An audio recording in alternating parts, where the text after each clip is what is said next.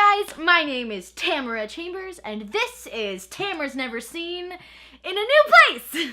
Hopefully this is going to be my setup for a long time, because moving sucks. Today I am watching Evil Dead 2. The only thing that I know about Evil Dead 2 is that it's like a remake of the first, I guess. It's better than the first.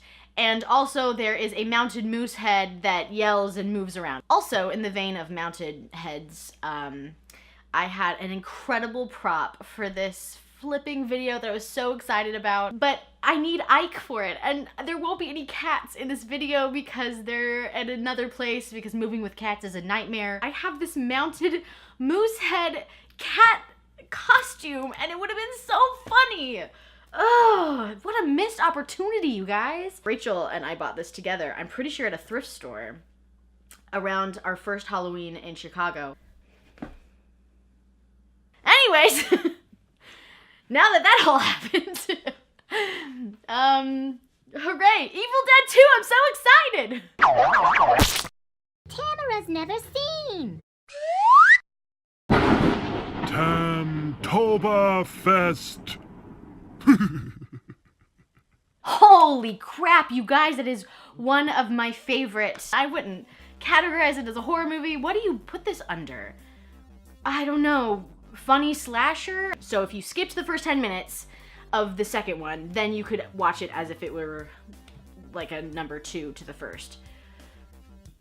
Which is weird. So it starts off with Ash and his girlfriend Linda, and then none of the other friends are there. They're just going up to this cabin for a romantic retreat. And he gives her the necklace. Okay, Linda is possessed, and she bites Ash's hand and won't let go, which is pretty rude.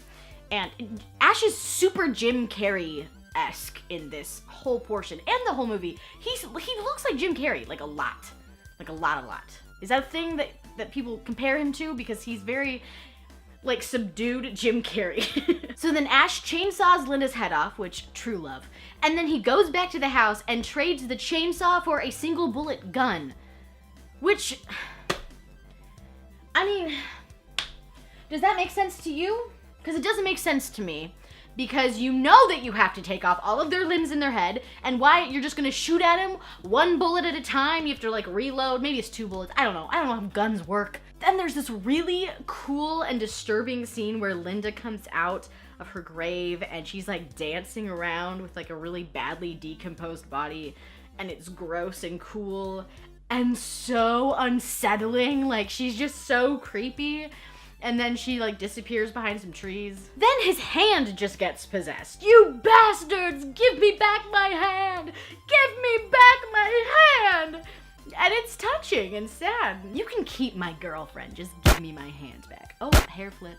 I have braids, so it's like, it's hair clumps. Clump. Clump, clump. I was reading comments on the last video and someone was like, is she ever gonna stop hair flipping, or is that just gonna be a permanent thing? It's a permanent thing, buddy. Also, I love meaning that I hate. People were so mad that I brought up the tree rape as a negative thing in the last video. This is literally a video of me reacting to a movie I saw. And I saw tree rape. Someone was like, oh, we get it. You don't like tree rape. Why don't you just watch Disney and Pixar for the rest of your life? I'm like, that's so stupid. No. Something I love about this version of the movie versus the first movie's version of the movie is the addition of the people who own the cabin and the people who like discovered the Book of the Dead. The dad owns the cabin, he's supposed to be at the cabin, and the daughter is trying to get back to him with her boyfriend. Then you meet these 2 super redneck characters who are like, we'll take you if you pay us.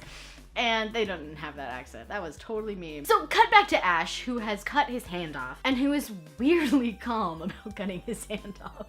Like, he apparently doesn't feel any pain. He literally goes like this, like he touches his nub, which would be incredibly painful. And then the hand escapes from the bucket and he shoots it through a wall, and like gallons and gallons and hundreds of thousands of gallons of blood just spill out at him, which is, why? It was visually very entertaining, but what the fuck? What the fuck? What the fuck? What the fuck? Then the mounted deer head! Guys, I'm really sad he's not here. But you lucked out on escaping your costume here, so good for you, but I'm happy for him.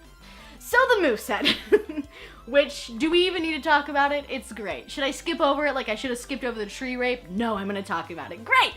It's crazy! The lamps and the books and everything, they're just like laughing like it's Mickey's Funhouse, and then Ash starts laughing and he's like flipping nuts, and it's a solid minute of insane laughing, and it fits the movie very well and is very entertaining, and I'm all about it. So the rednecks and the owners of the cabin get there and knock Ash out because they think that he killed their parents. Then they knock him into the cellar and listen to the recording from the dad and realize that he didn't kill the parents, and that their mother is buried in the cellar.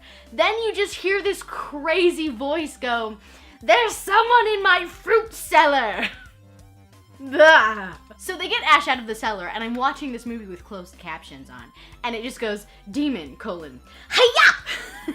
Which I didn't hear the mom demon say hiya, but it was funny nonetheless. This whole sequence, and like, the whole movie is so cheesy. And is that because I grew up with movies that weren't as cheesy? Or is it because they recognized the cheesiness of the first and just like fucking went with it? I don't know, but I really love it. It's very compelling. The cinematography is super compelling and interesting. And at times it feels really sloppy, but sloppy in like a way that's like, wow, that's cool. Like that cool artist in high school who like never took a shower, but you're like, man, he's cool. Versus like sloppy, like I am with like not putting shit away. Like it's in an artistic way. So then Annie's father's soul talks to them and tells them to use the new pages they found to get the demons away. So then the redneck girl Bobby Joe gets spooked, runs out into the forest, and I thought there was going to be another tree rape scene, but it wasn't. So I'm glad. Honestly, I can't think of one instance where tree rape needs to be in a movie. Like where it like has to be in a movie to tell the story. I just can't think of one instance. So then the redneck girlfriend's redneck boyfriend is like, where's Bobby Joe? And he's like, you guys have to come help me find it. And he's like, Ash, Annie, come on. They're like, no. And he's like, yes. And he throws the new pages that's gonna save them down into the cellar with the crazy fruit seller mom. Ash gets turned into this terrifying demon, the most terrifying of all the demons, and the most convincing looking as well. And then the redneck boyfriend, who I never learned his name, but he gets stabbed in the stomach by Annie. And it's a mess. It's just it's a mess. Then Demon Ash sees the pendant that he gave Linda in the beginning, and it breaks him free of his demonic gaze. And this is the second time that he's become not a demon after being a demon. And is he invincible? Is he the only one who can break free from being a demon? So they have to go into the cellar to get the pages, and Ash makes his hand into a chainsaw arm, and it's so flippin' groovy. Also, if you guys haven't watched Jim's awesome build for the chainsaw arm prop, it is flipping awesome. Also, I just really like the intro that he does. It's very like stylized for Evil Dead. It's so cool. Definitely watch it.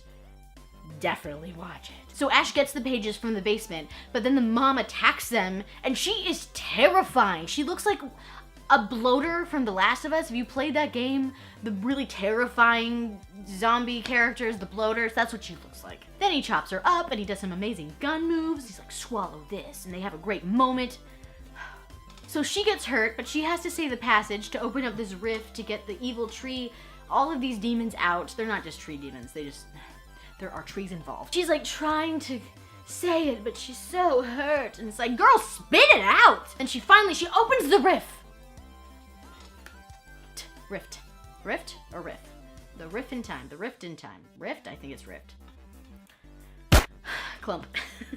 Then Ash and his terrible gray hair streak are pulled through. And of course, he ends up being the savior who saves the ancient people from the monster mentioned at the beginning of the film. I didn't mention this, but there was a savior mentioned at the beginning of the film. Something that I thought that was really weird about this part, though, was that they got there and he did not want to be the savior. And he realized he was in this past and there were ancient demons, and he was like so distressed about it. And I feel like, I don't know, I can't think of an example, but I feel like I've seen similar things before, but they're like okay with their newfound hero and they're like, oh yeah, cool, I'm this hero in this like ancient place, but he was like super not into it, and it was unsettling. I feel like since starting Tamara's Never Seen, it's harder to get through movies because now it's like a job.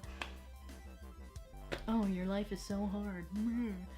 You know what I mean though? Like it's just it's kind of hard to get through it for some reason now. But this one was like so easy to get through. I was super into it. It's It's pretty split though between what people prefer, the second or the third. I don't know if I've heard anyone say that the first is their favorite. Tree rape. but